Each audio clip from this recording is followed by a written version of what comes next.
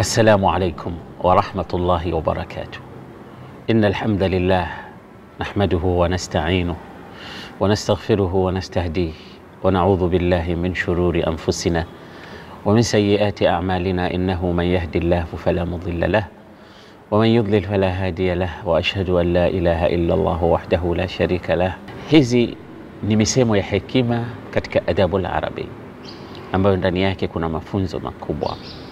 Mafunzo haya utayapata kikamilifu katika hali mbalimbali zinazowatokea watu, miongoni mwa mambo ambayo sisi tunadhania hivi lakini kumbe mara nyingine sivyo ilivyo.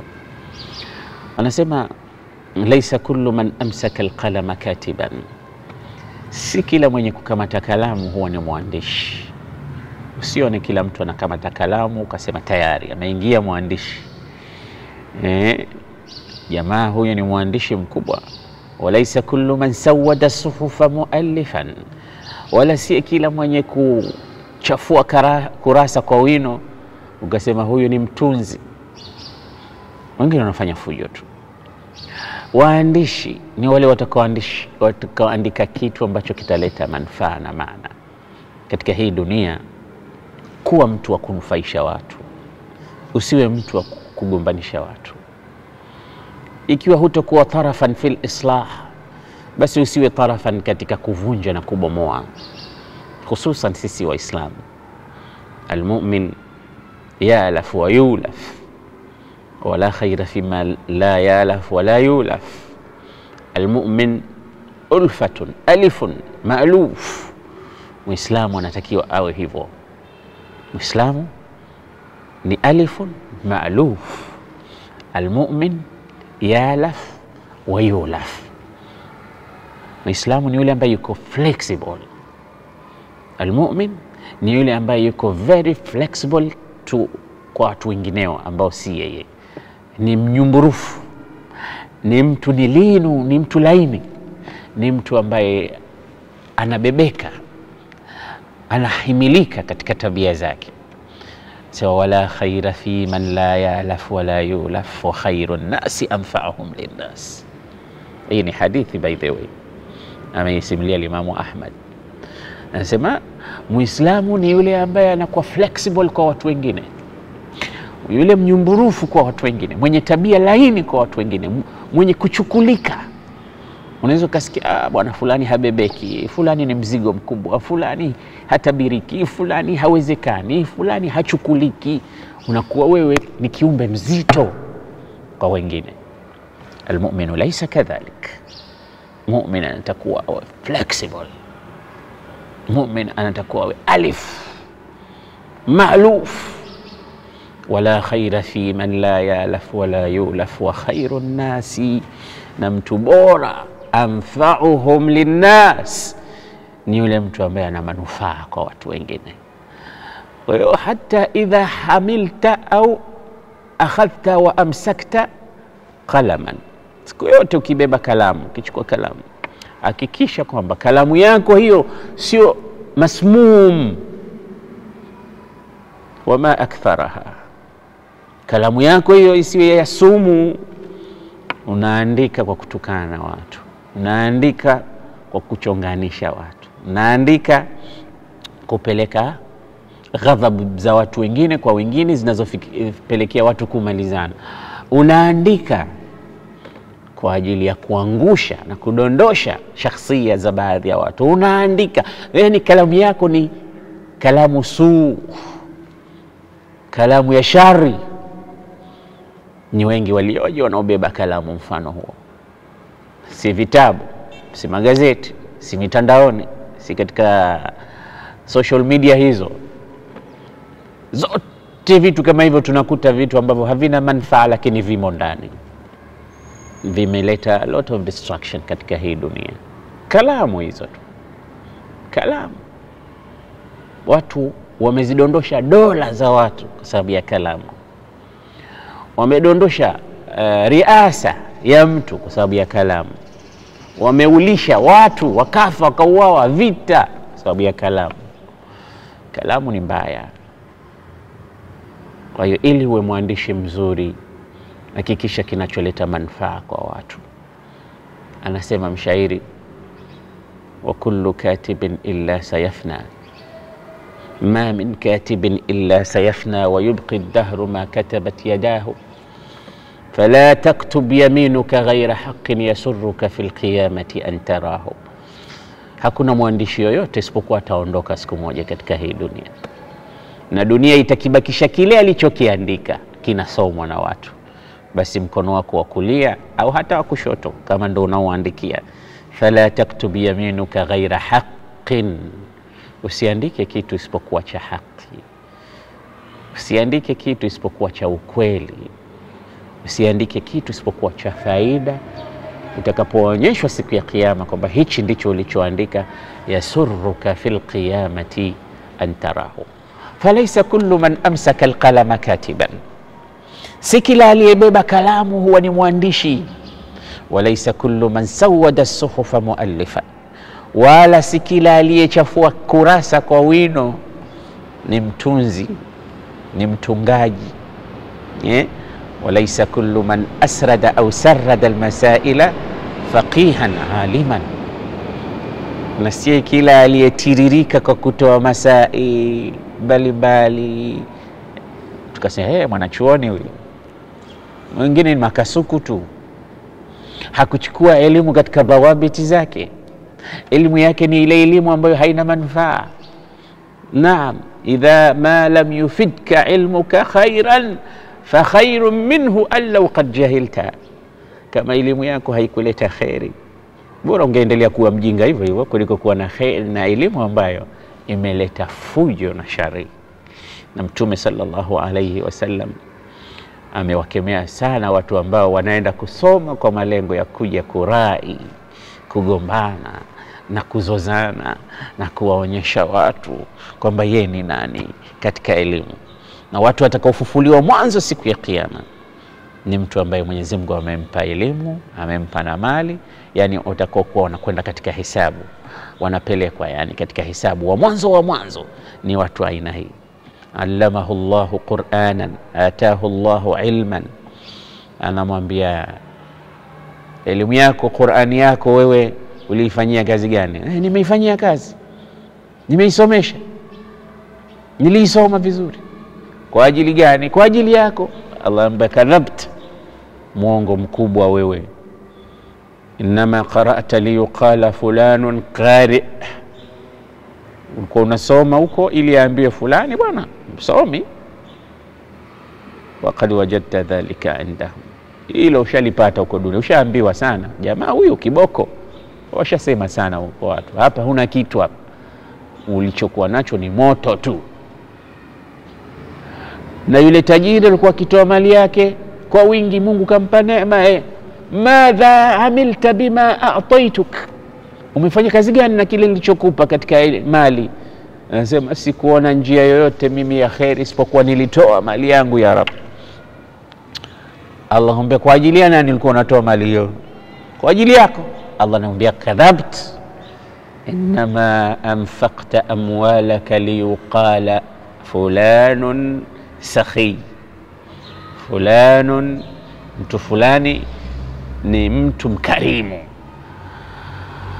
Au katika mtu wa mwanzo ni yule aliyekuwa anapigana katika sabilillah, mtu aliyekuwa hodari katika vita. Wewe umeuawa katika jambo gani? Ana qataltu fi sabilik li'ila'i kalimati la ilaha illa Allah, nimepigania dini yako. Ulipigania kwa ajili yangu? Allah anamwambia kadhabt, inma qatalta liyuqala fulanun shujaa, au kama qala Rasulullah. Wewe ulipigana watu waseme huu hodari. Kwa hiyo hizi sifa ambazo sisi tunazichukua hizi katika elimu, maana kuna watu wanahusudiwa. Mtume katika hadithi anasema la hasada illa fi ithnatayn, fi rajulin ataahu Allahu malan au allamahu Allahu alquran. Hasad kwa watu wawili hao ni vitu vikubwa hivi. Umepewa elimu au umepewa mali, kila mmoja anaitolea macho elimu yako. Kwa hiyo usikuponze. Ukiulizwa katika khairi jibu, usifiche elimu wala usifiche kilichokuwa cha kheri kwa watu. Hivi vyote ni vitu vya kheri ambavyo unatakiwa mtu uwe navyo katika mambo ya kheri. Kwa hiyo anasema walaysa kullu man asrada almasaila aliman walaysa kullu man tamtama bishafatayhi dhakiran, na sio kila mwenye kutetemesha mdomo wake ukafikiria na mdhukuru Allah subhanahu wa ta'ala. Usifikirie kila mwenye kutetemesha mdomo wake analeta dhikri, anamsalia Mtume sallallahu alayhi wasallam. Kuna wengine wana mambo yao mbali. Walaysa kullu man taqashafa fi ma'ishatihi zahidan, si kila mwenye kuvaa mararu akavaa nguo zilizokuwa kuu basi mcha Mungu. Wengine ni maskini tu, tuwasaidie.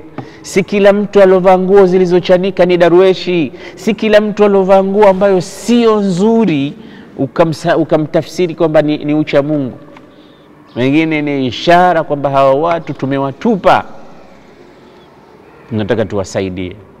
Hawa watu ni maskini, hali zao ni ngumu. Hawa watu wanatuhitaji. Tuko wapi sisi tumewatupa watu wetu? Walaysa kullu man aghmada aynayhi naiman, na si kila aliyefunga macho kalala. Wengine wanakusikia nasema fulani kishalala sasa hivi, waacha tufanye mambo yetu, au msemeni tu anakoroma. Si kila aliyefunika alofumba macho kalala. Wengine mwenyewe anasikia. Kuna watu wanazungumza huko mitaani, wanasema hili na lile, wanamsema fulani hivi na vile, wakifikiri kwamba mwenyewe hasikii, hayamfikii, lakini kumbe mwenyewe anasikia. Na hususan mtu anapokuwa ni mtu mkubwa, kiongozi anayewaongoza watu, ulama wanatuambia kumsema mtu aliyekuwa ni kiongozi au kumsengenya si sawa na kumsengenya mtu ambaye hayuko katika level yake yeye. Yote ni madhambi, lakini yanapishana. Kwa sababu unapomsengenya na kumfanyia ubaya na kumuumbua kiongozi wa juu kabisa anayetegemewa na watu wake, maana yake ni kwamba unamfanyia mambo kwa raia wake, kwa watu wake, kwa jamii yake, kwa lile kundi kubwa ambalo lote linamtizama yeye. Unamfanyia uharibifu kwa wale, unamfitinisha na wale, unamuumiza, unamchonganisha na wale. Kwa hiyo kuna baadhi ya madhambi kuwafanyia watu baadhi yanakuwa makosa makubwa sana. Level yake inakuwa si ya kawaida. Ndio maana tunaambiwa hata tukitaka kuwanasihi viongozi wetu, basi ile kumnasihi mbele ya watu na kumwambia waziwazi ni sawasawa kwamba al-khuruju ala sultan, ni sawasawa kwamba unampinga kiongozi. Na katika akida yetu ahli sunnati wal jamaa la yasih, hiyo siyo misingi yetu. Al-khuruju ala sultan, kumtokezea kiongozi, yani kumpinga kiongozi, sasa huyu hafai, huyu vile, maadamu hajaacha sala, maadamu hajakuwa kafir bawaha ukafiri wake, sisi tunatakiwa tuwe chini yake, tuwe taa. Imam al-Ghazali alikuwa akisema sana katika maneno yake, man kharaja ala sultan liyuslihahu, mwenye kumtokezea sultani aliyekuwa na makosa madogo ili apate kumtengeneza awe sawa, kana kaman hadama qasran, kaman hadama misran wa bana qasran. Anasema mfano wa huyo mtu ni kama mtu ambaye amekwenda kuvunja mji ili ajenge jumba. Man kharaja ala sultan liyuslihahu, anayemtokea kiongozi wake yule ambaye hakupaswa kutokewa, anayempinga yule ambaye hakupaswa kupingwa katika misingi ya ahli sunnati wal jamaa, ili apate kumweka sawa katika mambo kama hayo anayoyabelieve yeye. Kana kaman hadama misran wa bana qasran, mfano wake ni kama mtu aliyevunja mji mzima ili ajenge jumba moja zuri. Sasa umevunja mji wote ili ujenge nyumba tu. Una akili wewe?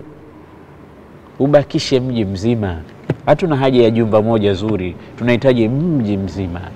Kwa ajili hiyo basi unatakiwa ndugu yangu Muislamu usome kwanza fiqhul awlawiyat, which is come first.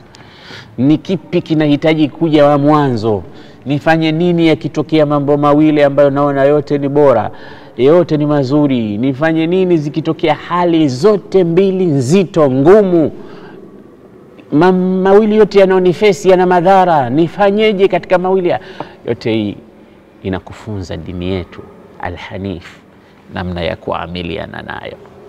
Kwa ajili hiyo unaambiwa laysa kullu man taqashafa fi thiyabihi zahidan wa laysa kullu man tamtama fi shafatayhi dhakiran wa laysa kullu man asrada almasaila aliman wa laysa kullu man abhama fi tafsirihi failasufan. Sio kila yule ambaye tafsiri zake kazifanyia ubakhili, yani kasema maneno magumu ni mwana falsafa. Mwingine hana ufasaha, hatumuelewi akiongea, si mjuzi wa kupeleka presentation yake ikafahamika kwa kila mmoja. Kwa hiyo mengine tunapata suubat fil fahmi wal hifdh, mengine tunapata suubat katika kumuelewa mtu. Lazima ujue kuishi na ujue huyu simfahamu, huyu ni mwana falsafa, huyu ni msomi, huyu anatafuta sifa tu, huyu kweli ni kiongozi, huyu. Zote hizi ni mabadi, ni zurufu ambazo unaweza ukazijua wa kuangalia mazingira. Kwa hiyo haya yote huwa yanatokea. Naam, laisa kullu man aghmada ainaihi naiman. Kuna watu wengine unawatukana lakini wenyewe wanajua. Ukipita wewe nakutizama tu, wewe unafikiri kama hawajui. Wengine unawasema wenyewe wanajua. Wengine unawananga huko mimi wanajua. Unafikiri kama wamelala. Lakini wako macho, wanaelewa each and everything kwa njia zao. Inawezekana hao nao waambia wanaenda kumpa habari. Nani kasema? Fulani. Mwenyewe huna habari. Man namma bika namma alaika wa man namma alaika namma bika. Yule anayekuletea habari za umbea huenda naye anachukua na zako anapeleka huko, na yule anayepeleka huenda na kule kuchukulia nani. Hizo ndo tabia za watu hao. Sasa pengine hao ndo wenye kwenye kuwafahamisha wale ambao unafikiria wamelala, hawana habari yoyote kuhusu yale unayoyazungumza, kumbe wanakusikia. Kwa hiyo tahadhari sana, yachukue hayo mambo 7 ambayo yafanyie kazi. Fahia alhaqaiq, haya ni katika mambo ya ukweli true ambazo zinatokea katika dunia. Laisa kullu man amsaka alqalama katiban, si kila mwenye kukamata kalamu ni mwandishi. Walaisa kullu man sawada as-suhufa muallifan, wala si kila mwenye kuchafua kurasa kwa wino huyo ni mtunzi. Walaisa kullu man sarrada almasaila aliman, si kila mwenye kutoa hoja nyingi, aya nyingi au dalili nyingi au maneno mingi ya masail kwamba huyu ni mwanachuoni. Walaisa kullu man taqashafa fi maishatihi zahidan, si kila aliyevaa nguo huyo ni darweshi. Walaisa kullu man abhama fi tafsirihi failasufan, wala si kila yule ambaye amekuwa mzito wa kufahamisha maneno yake kwamba ni mafalsafa, au kawa na ibham, kaficha au kawa ni shahihun katika kutoa maani na tafsiri kwamba ni mwana falsafa huyo. Walaisa kullu man tamtama fi shafataihi dhakiran, wala si kila yule mwenye kutetemesha ndimi zake anamdhukuru Allah. Walaisa kullu man aghmada ainaihi naiman, na kila mwenye si kila mwenye kufumba macho usidhani kalala, mengine anayasikia. Wassalamu alaikum wa rahmatullahi ta'ala wa barakatuh.